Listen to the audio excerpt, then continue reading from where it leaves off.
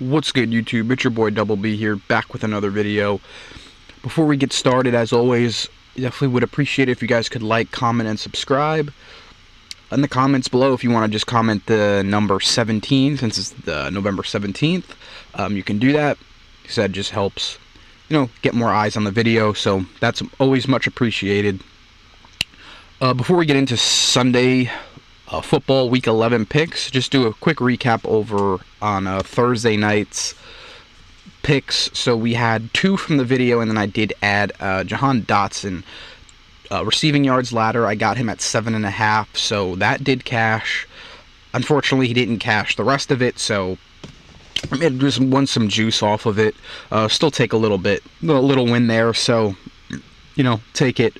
The 2 video plays, they did go 1-1. So the first one here was Zach Ertz over 3.5 receptions. That cashed easily. Zach Ertz was great. Him and Austin Eckler were the whole Washington offense. Well, and Brian Robinson, of course, but receiving wise was him and Zach Ertz and Austin Eckler. So that cashed pretty easily.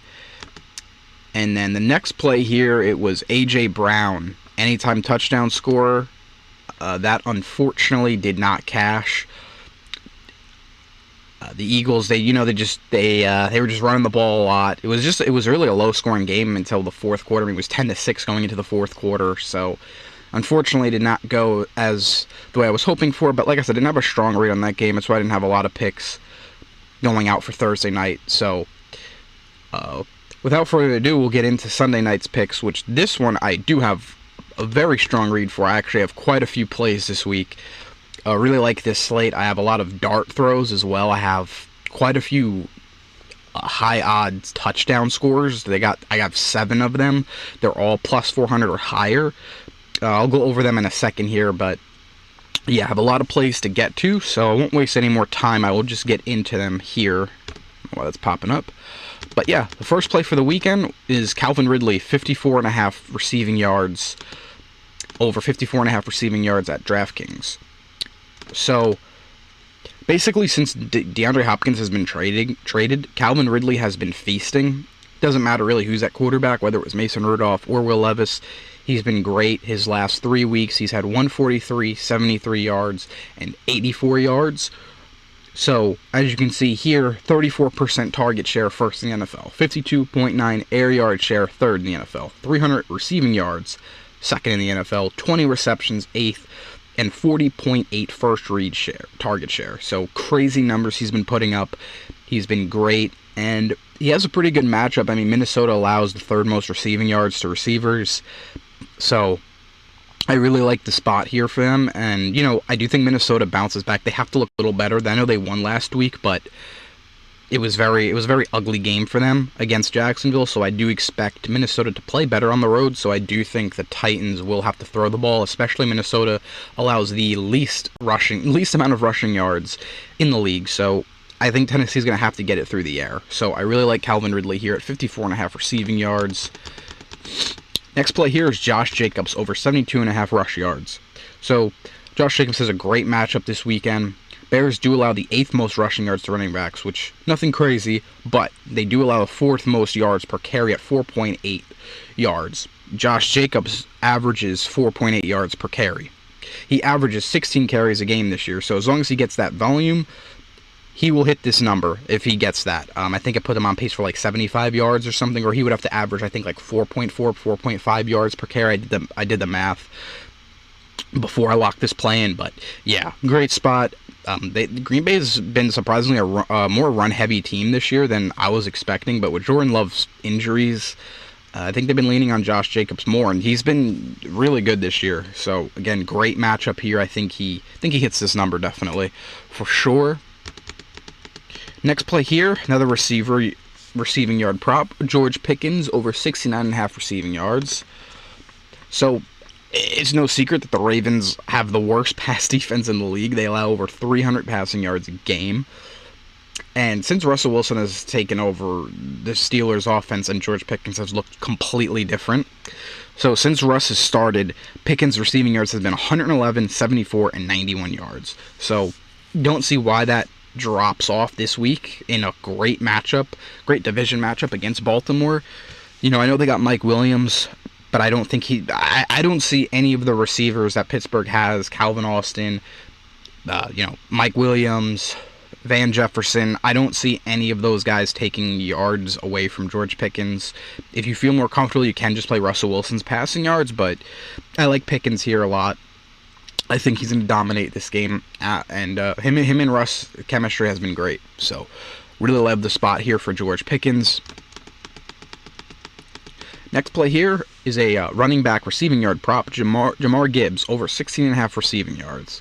So, Jags allow the 4th most receptions and receiving yards to running backs, and Gibbs has already hit this number in 6 out of 9 games this year. So, to me, anything under 20 is a great play for him. I know this game has high blowout potential, but don't really think that affects him too much. I would say that affects Montgomery a little more. But again, I think Gibbs gets this in the first half, to be honest. I mean, he can get this in 1 catch.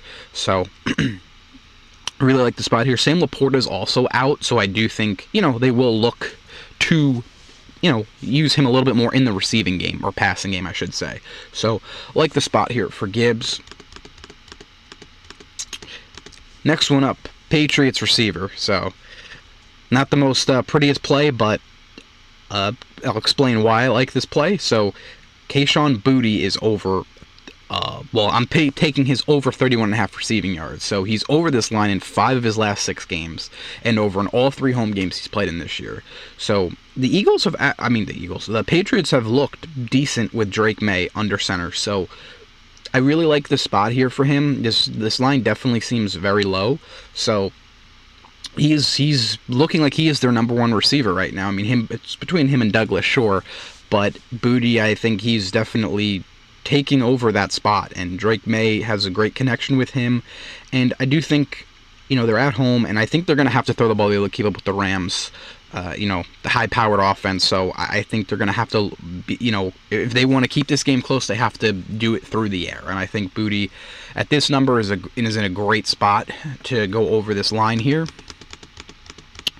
Next one up is Nick Chubb. Yes, I do think this is the week Nick Chubb breaks out. So, the Saints allow the 8th most rush yards to running backs, but they allow the 2nd most yards per carry at 5.2 yards a carry. So, the Browns are coming off a bye week, so Chubb should be well rested. They have been pacing him back a little bit. In his 3 games, he had 11 carries, but in his first game back, he had 11 carries, but in his last 2 games, he's had 16 and 15 rush attempts. So, again, if he gets that type of volume, I can definitely see him getting this number easily. So, yeah. Be on the lookout for Nick Chubb. Don't think you'll ever get this number this low again for him, so I like the spot here for Nick Chubb. Next one here, Dawson Knox, over 25.5 receiving yards. So, if you haven't heard, Dalton Kincaid is going to be out this week, so Dawson Knox will operate as the number 1 receiver, or number 1 tight end, I should say, and the Chiefs allowed the most receiving yards to tight ends because they're great against the run and they're great against receivers. So, I really like this spot here for him. I think this number is really low. Josh Allen, Dawson Knox have been playing together for years, and also Keenan Coleman is out as well. So, they're going to need to, rely on other guys. Cooper's a little banged up, but I think he'll play. But, they're going to need other guys to step up against this Kansas City team. So, I like the spot here for Dawson Knox. I think he definitely can hit this number. It's doable for sure. 25.5 yards, he can definitely do that. So, I like the spot here for Dawson Knox. So, I have a couple more straights, but I do want to just go over real quick my 7 value plays for touchdowns this week. So, I'm just going to give a brief summary on why I like these guys. If you want a more breakdown in detail on one of these guys, just leave it in the comments down below. But, yeah, so you see here I have 7 guys here. First one here I have is Parker Washington. He's for the Jaguars. He's listed as their number 3 receiver. So, going up against Detroit, who they are, I believe, top 3 or top 5 in most receiving yards. And, again, Detroit, you're not running on them. And I believe Tank Bigsby has already been ruled out for them, for the Jacksonville Jaguars. So, I mean, listen, he's plus 1,000. To me, I just feel that, if this game the Lions are 14-point favorites. So if this game does turn into a blowout, they're going to sit Evan Ingram, they're going to sit Brian Thomas, they're going to sit Gabe Davis. Parker Washington will be at the front force of the receiving core at that point, and that's when I think he'll score. with Mac Jones, you don't know what you're going to get from him, but I do think I think this is more of a second half play. I don't see this happening in the first half. I think this is going to be in time of garbage time. I think he can get this touchdown here. He did have a passing touchdown from Mac Jones in the preseason, and Parker Washington, you'll see I have a play on him later on in this video. Last week he didn't do anything. He did play 50% of the snaps, but he didn't even have a target. But that game was a lot closer, and it was a close game, and they were just trying to run the ball. Jaguars were trying not to let the game slip away from their hands, even though it did, but they were playing very conservative. This game, they're not going to be able to do that. They're going to be playing from behind the whole game. They're going to have to be throwing the ball. So I like it. I like this spot here for Parker Washington. And the 2 games before last game, he's had 46 and 48 yards receiving. He's been involved in the offense. So, that was with Trevor Lawrence, but I do think Mac Jones will be looking his way. So, next one here is Cole Kmet. He hasn't been involved very much the last 3 weeks, but with new offensive coordinator, I think they will get him more involved. At plus 500, can't pass that up. Nick Westbrook, Inkine, I think that's how you pronounce that last part.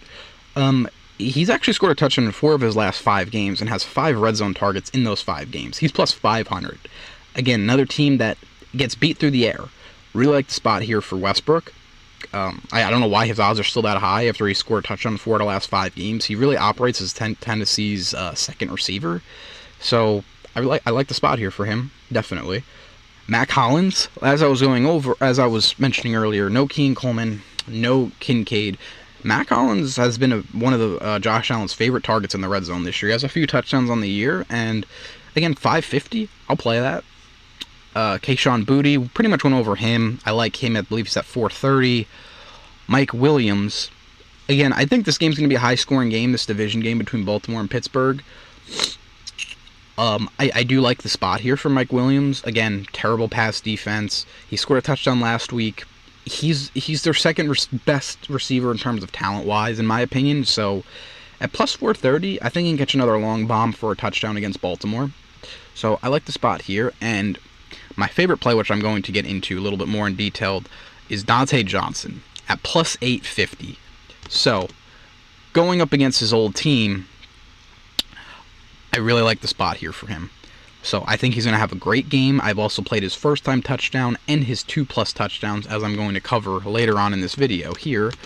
But before I get into that, another straight here, Bijan Robinson, over 25.5 receiving yards. So he's going up against a defense who allows the 4th most receiving yards to running backs. Robinson has been over this line in his last 4 games, putting up 40 yards, 43, 59, and 28.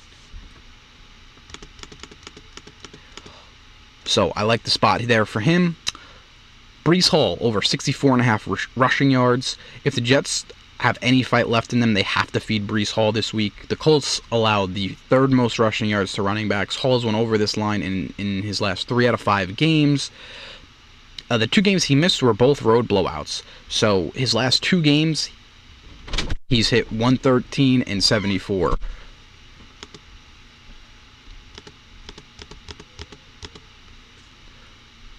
So this is where I'm going to go with Dante Johnson here.